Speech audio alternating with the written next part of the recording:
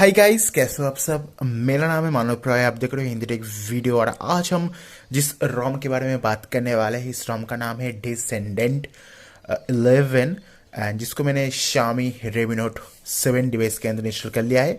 So as usual सबसे पहले चलते हैं सेटिंग्स के अंदर। एंड सबसे पहले जो सर्च बार है उसको कुछ इस तरह से है।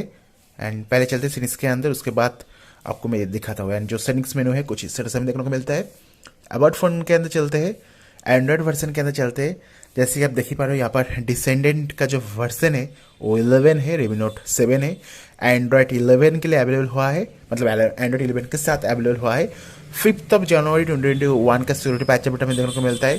जो कर्नल यूज़ किया गया है Xiaomi SDM660 कर्नल को यहाँ पर यूज़ किया गया है। सो काफ़ी बढ़िया है। एंड सबसे पहले इस रोम को इंस्टॉल करने के बाद जो चीज़ आप नोटिस करोगे, इसका जो आपका जो स्टेटस बार है उसको कुछ डिफरेंट है, कुछ इस तरह से हमें देखने को मिलता है, जो कि काफ़ी बढ़िया है। ऊपर आपको टाइम जो है यहाँ पर बोल्ट के साथ देखने को मिलता है। उसके बाद यहाँ पर आपका जो डेट है वो देखने को मिलता है। अगर आपके कैलेंडर के अंदर आपने कोई भी इवेंट को सेट करके रखा है तो वो आपको यहाँ पर दिखाई देगा। वाईफाई आपका जो टॉगल्स है वो ऊपर आपको दिखाई देगी। यहाँ पर आपका टेम्परेचर हो जाए एंड बाकी जो आपका वाईफाई टॉगल है, डीएनडी टॉगल है, लोकेशन टॉगल है, वो आपको यहाँ पर दिखाई दे जाएगा, जो कि काफ़ी बढ़िया है।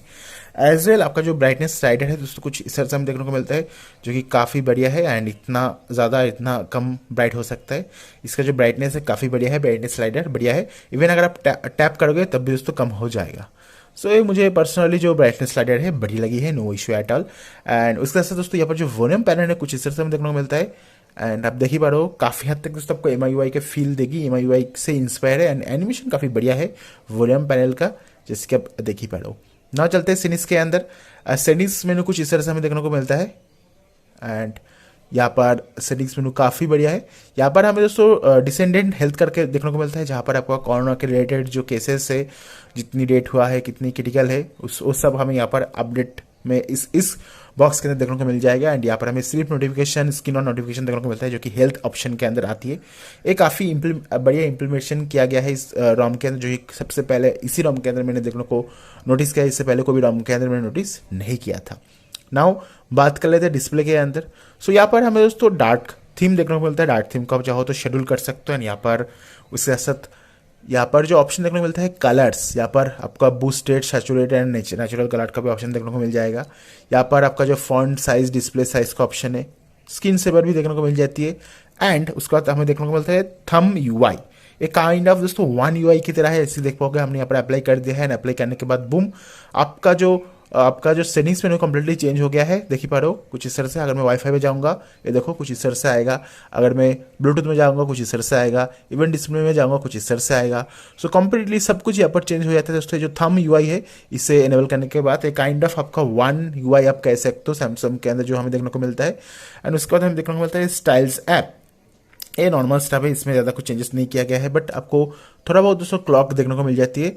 एंड कॉल क्लॉक करके जो है, ये वाला जो है मुझे नया देखने को मिला है। एंड वॉलपेपर ज़्यादा बढ़िया देखने को नहीं मिलता है। आप थर्ड पार्टी एप्लीकेशन यूज़ कर सकते हो अगर आप बढ़िया वॉलपेपर चाहते हो तो।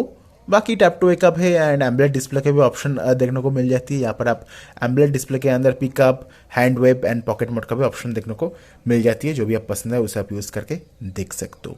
ना भाई साहब बात कर लेते हैं बैटरी लाइफ के बारे में। सो ऐसे देख पाओगे 89 मिनट अगर मैंने चार्ज किया था 55 यहाँ पर लास्ट फुल चार्ज। एंड कितने टाइम पहले मैंने चार्ज किया था तो 55 मिनट्स अगो मैंने इस स्क्रीन को जो है, मैंने इस फोन को चार्ज किया था। अभी फिलहाल 90% का बैटरी है। एक चीज़ मैं बताना चाहूँगा दोस्तों, जो बैटरी लाइफ मुझे पर्सनली देखने को मिला है उतना ज़्यादा बढ़िया नहीं है। सच बताओ तो दोस्तों, बैटरी जो लाइफ है इस रोम का उतना बढ़िया नहीं है। डिसेंट सा है, बहुत ही बुरा है और बहुत ही बेकार है ऐसा नहीं है, बट और भी अच्छा बैटरी बैकअप हमें और बहुत सारी कस्टम रोम के अंदर देखने को मिला है। यहाँ पर अगर आप यूज़ करोगे हेल्कॉन कर्नल को अपने Redmi Note 7 के अंदर तो आपको बहुत ही बढ़िया बैटरी बैकअप देखने को मिलेगा as compared to this ROM. So battery backup जो है, बैटरी जो यूजेस है वो ठीक ठाक है। मतलब बैटरी ड्रेन का कोई इशू तो नहीं है, बट बैटरी उतना अच्छा है मुझे नहीं लगा है पर्सनली अगर मुझे पूछो तो। But user to user depend करता है, आप किस तरह से यूज़ करते हो उसके ऊपर डिपेंड करता है। तो ये चीज़ आपको ध्यान में देनी होगी। यहाँ पर फिंगरप्रिंट एंड फेस अनलॉक दोनों को देखने को मिलता है। तो जो फेस है उसे फेस अनलॉक जो है उसे इनेबल करके देखते हैं। सो जो फेस अनलॉक है हमने यहाँ पर डाल दिया है, फिंगरप्रिंट ऑलरेडी डाल के रखा है। तो जो फेस अनलॉक है उसे ट्राई करके देखते हैं। बूम भाई साहब, बहुत फास्ट है। वंस अगेन ये देखो बहुत ही फास्ट है। बहुत ही बढ़िया काम कर रहा है। फेस से unlock is working like a charm. Now it's time for fingerprint. So fingerprint देखिए भाई साहब, टैप कर रहा हूँ ओपन हो गया रहा है, फिर से टैप कर रहा हूँ ओपन हो जा रहा है, फिर से टैप कर रहा हूँ ओपन हो जा रहा है। सो इस फिंगर से टैप कर रहा हूँ ओपन हो जा रहा है, टैप कर रहा हूँ ओपन हो जा रहा है, एंड टैप कर रहा हूँ ओपन हो जा रहा है। So fingerprint and face unlock दोनों काम कर रहे हैं, no issue at all. And अगर आप इंक्रिप्शन चाहते हो तो इंक्रिप्शन को भी यूज़ कर सकते हो। ऐसे देख पा रहे हो मेरे पास इंक्रिप्शन भी है मेरे डिवाइस के अंदर। सो फेस अनलॉक काम कर रहा है, फिंगरप्रिंट काम कर रहा है। जनवरी 5 2021 का शेड्यूल पैचेबल है। और आपको क्या चाहिए भाई साहब, क्या चाहिए? Xiaomi पार्ट्स भी दे दिया गया है, एपीएस ओवरले का सपोर्ट है।